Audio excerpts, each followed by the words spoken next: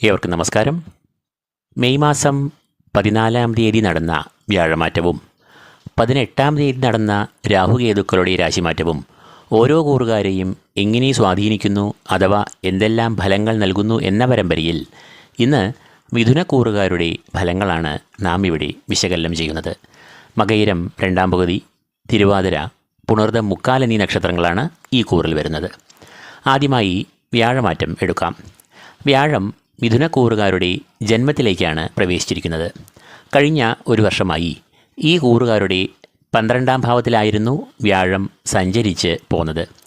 വ്യാഴത്തിൻ്റെ അനിഷ്ടഭാവങ്ങളിൽ ഒന്നാണ് ഈ 12-ാം ഭാവം. ചെലവുകൾ, രോഗങ്ങൾ, അലച്ചിലുകൾ, അരിഷ്ടതകൾ എന്നിവയെ എല്ലാം സൂചിപ്പിക്കുന്ന ഈ 12-ാം ഭാവത്തിൽ വ്യാഴം പൊതുവെ ദോഷങ്ങളെ കൂടുതലായി നൽകും. എന്നാൽ ആ വ്യാഴം ഈ കൂറുകാരുടെ ജന്മത്തിലേക്ക് അഥവാ 1-ാം ഭാവത്തിലേക്ക് പ്രവേശിച്ചിരിക്കുന്നു. അത് ഇവർക്ക് ആശ്വാസമേകുന്ന ഒരു മാറ്റം തന്നെയാണ്. ജന്മത്തിൽ സഞ്ചരിക്കുന്ന വ്യാഴവും ഇവർക്ക് വലിയ അനുകൂലമായ ഫലങ്ങളെ ഒന്നും നൽകില്ല. എന്നാൽ ദോഷത്തിൻ്റെ കാഠിന്യത്തിൽ 12-ാം ഭാവവുമായി തട്ടിച്ചു നോക്കുമ്പോൾ ജന്മം വളരെ ദോഷത്തെ കുറച്ചേ നൽകുള്ളൂ. അതുകൊണ്ട് തന്നെ മിഥുനക്കൂറുകാർക്ക് ജന്മത്തിലേക്കുള്ള വ്യാഴമാറ്റം ശരിക്കും പറഞ്ഞാൽ ഒരു ആശ്വാസം തന്നെയാണ്. മറഞ്ഞിരിക്കുന്ന ദൈവാധീനം ഇവർക്ക് പതിയെ തെളിഞ്ഞ് തുടങ്ങുന്ന കാലമാകുമിത്.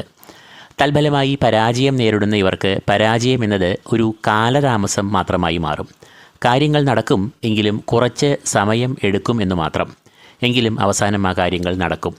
അതുപോലെ 12-ാം ഭാവത്തിൽ കൂടി വ്യാഴം സഞ്ചരിക്കുമ്പോൾ ചെലവാകുന്ന ധനം, രോഗം, ചികിത്സ എന്നിവയ്ക്കാണ് എങ്കിൽ 1-ാം ഭാവത്തിലൂടെ അഥവാ ജന്മത്തിൽ കൂടി വ്യാഴം സഞ്ചരിക്കുമ്പോൾ അത് ഭൂമി വാങ്ങുക, ഗൃഹം വാങ്ങുക, വിദ്യാഭ്യാസത്തിനുള്ള ചിലവുകൾ എന്നീ ശുഭകരമായ ചിലവുകൾക്ക് വേണ്ടിയായിട്ടായിരിക്കും ചിലവഴിക്കേണ്ടി വരിക.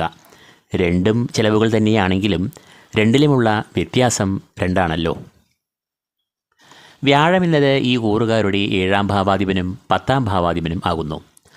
കളത്രഭാവം എന്ന് അറിയപ്പെടുന്ന 7-ാം ഭാവം പ്രണയബന്ധങ്ങൾ, ദാമ്പത്യബന്ധം, കുടുംബജീവിതം എന്നിവയെ എല്ലാം കുറിക്കുന്നു.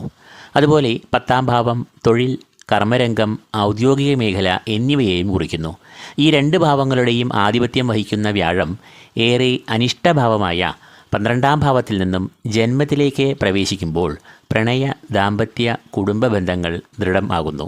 സ്നേഹം, ഐക്യം, സമാധാനം എന്നിവ രൂപപ്പെടുകയും ചെയ്യുന്നു. തൊഴിൽ മേഖലയിലുള്ള പ്രശ്നങ്ങൾ, പ്രതിസന്ധികൾ എന്നിവയ്ക്കെല്ലാം ഒരു പരിഹാരം തെളിയുകയും ചെയ്യുന്നു. എങ്കിലും ജന്മവ്യാഴദോഷങ്ങൾ അകലുവാനായി ഈ കൂറുകാർ വ്യാഴപ്രീതി വരുത്തുന്നത് ഏറെ അഭികാമ്യം ആയിരിക്കുമെന്ന് അറിയുക. വ്യാഴപ്രീതിക്കായി വ്യാഴത്തിൻ്റെ അധിഷ്ഠാന ദേവതയായ മഹാവിഷ്ണുവിനെ നന്നായി ആരാധിക്കുക. ക്ഷേത്രദർശനം നടത്തുക. മാസത്തിൽ സ്വന്തം നാളിന് വിഷ്ണുപ്രീതികരമായ വഴിപാടുകൾ യഥാശക്തി കഴിക്കുക. ഒരു കാര്യം ഇവിടെ മിഥുനക്കൂറുകാർ അറിയുക. വ്യാഴം ഒരു ഗ്രഹനിലയിൽ സ്വക്ഷേത്ര ബലവാനായോ ഉച്ചക്ഷേത്രത്തിലോ ലഗ്നാധിപനായോ നിന്നാൽ ഈ വ്യാഴദോഷങ്ങളെല്ലാം വളരെ കുറഞ്ഞ അളവിൽ മാത്രമേ ആ വ്യക്തിയെ ബാധിക്കുള്ളൂ. എന്നാൽ വ്യാഴം നീചക്ഷേത്രത്തിലോ പാപയോഗം ചെയ്തോ ഒരു ജാതകത്തിൽ നിന്നാൽ ആ വ്യക്തിക്ക് വ്യാഴം നൽകുന്ന ദോഷങ്ങളിൽ കാഠിന്യം ഏറുകയും ചെയ്യും. അടുത്തതായി ഈ മാസം 18-ാം തീയതി നടന്ന രാഹു കേതു മാറ്റത്തിൽ രാഹുവിൻ്റെ മാറ്റം ഈ കൂറുകാരെ എങ്ങനെ സ്വാധീനിക്കുന്നുവെന്ന് നമുക്ക് നോക്കാം. രാഹു ഈ രാശിമാറ്റത്തിലൂടെ ഈ കൂറുകാരുടെ 9-ാം ഭാവത്തിലേക്കാണ് പ്രവേശിച്ചിരിക്കുന്നത്. 9-ാം ഭാവം എന്നത് രാഹുവിൻ്റെ അനിഷ്ടഭാവമാണ്.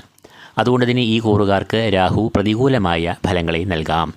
9-ാം ഭാവം എന്നത് ഭാഗ്യഭാവം എന്നാണ് അറിയപ്പെടുന്നത്. ഈശ്വരകടാക്ഷം, ഗുരുകടാക്ഷം, ഗുരുപുണ്യം, പിതൃപുണ്യം എന്നിവയെ എല്ലാം ഈ ഭാവത്തെ കൊണ്ടാണ് നിർണ്ണയിക്കുന്നത്. തൽഫലമായി ഈശ്വരകടാക്ഷം കുറയുന്ന സമയമാകും ഇത്. കാര്യതടസ്സം, കർമ്മവിഘ്നം എന്നിവ ഉണ്ടാകാം. എന്നാൽ അതേസമയം വിദേശവുമായി ബന്ധപ്പെട്ട് ജോലി, പഠനം, ബിസിനസ് എന്നിവയിൽ പുരോഗതിയും ഉണ്ടാകാവുന്ന കാലമാകും ഇത്.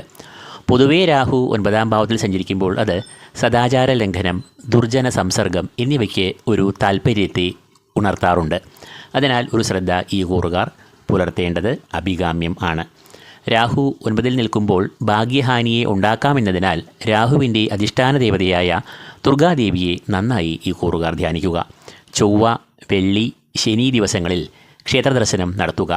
ദുർഗാദേവിയുടെ നാമങ്ങൾ നിത്യവും ഉരുവിടുക. രാഹുദോഷശാന്തിക്കായി നാഗാരാധനയും വളരെ ഉത്തമമായ ഒരു മാർഗമാണ്. മൂന്നാമതായി ഈ മാസം 18-ാം തീയതി നടന്ന കേതുമാറ്റം ഈ കൂറുകാരെ എങ്ങനെ ബാധിക്കുന്നുവെന്ന് പരിശോധിക്കാം. കേതുവിൻ്റെ ഈ രാശിമാറ്റം ഈ കൂറുകാർക്ക് ഏറ്റവും അനുകൂലമായ ഫലങ്ങളെയാണ് നൽകുക. കേതു എന്നത് ദോഷങ്ങൾ മാത്രം നൽകുന്ന ഒരു ഗ്രഹമല്ല. കേതു അനുകൂലനായാൽ നവഗ്രഹങ്ങളിൽ സർവ്വസൈന്യാധിപനായ കുജൻ അഥവാ ചൊവ്വയുടെ ബലദാന ശേഷിയാണ് നൽകുക. കുജവത് കേതു എന്ന ഒരു പ്രയോഗം ഫലദാനശേഷിയിൽ കുജനെയും കേതുവിനെയും ഒരുപോലെ കരുതണം അല്ലെങ്കിൽ കാണണം എന്നതിലേക്ക് വിരൽ ചൂണ്ടുന്നു. കേതു ഈ കൂറുകാരുടെ 3-ാം ഭാവത്തിലേക്കാണ് രാശി മാറിയിരിക്കുന്നത്. 3-ാം ഭാവം എന്നത് കേതുവിൻ്റെ ഇഷ്ടഭാവം ആകുന്നു. സഹോദരഭാവം, ശൗര്യഭാവം എന്നീ പേരുകളിൽ അറിയപ്പെടുന്ന 3-ാം ഭാവത്തിൽ കേതു സഞ്ചരിക്കുമ്പോൾ അത് സഹോദരഗുണം, ബന്ധുമിത്രാദികളുമായി ഏറെ നല്ല ബന്ധം എന്നിവയെ നൽകും. കൂടാതെ ഏത് പ്രതികൂലമായ സാഹചര്യങ്ങളെയും പ്രതിസന്ധികളെയും തളരാതെ നേരിടുവാനും ലക്ഷ്യം കൈവരിക്കാനുമുള്ള ഊർജം, ആത്മബലം, ആത്മവിശ്വാസം, നിശ്ചയദാർഢ്യം എന്നിവയെ 3-ലേക്ക് കേതു നൽകും.